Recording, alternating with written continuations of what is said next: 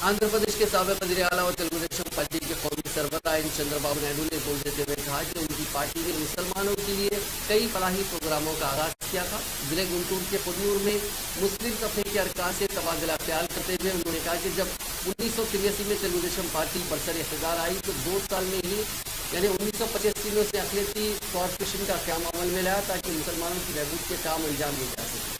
उर्दू को बादगां दूसरी सरकारी जबान का दर्जा दिया गया।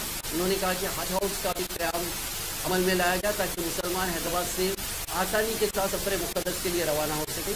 उन्होंने कहा कि हैदराबाद में उर्दू यूनिवर्सिटी का क़याम तेलुगु देशम में अमल में लाया और बाद अज़ मुत्तहिदा आंध्र प्रदेश की तक़सीम के बाद मौजूदा आंध्र प्रदेश के ज़िले कर्नूल में भी उर्दू यूनिवर्सिटी कायम की गई।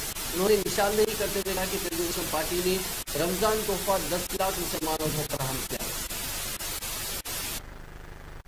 నంద్యాలలో దాడి చేశారు, ఆయన చనిపోయాడు, చంద్రబాబు నా మీద కేసు పెట్టారు, ఆయన ఏదో పార్టీ అధ్యక్షుడు నాకేం బాధ అని కోరుకుంటున్నారు.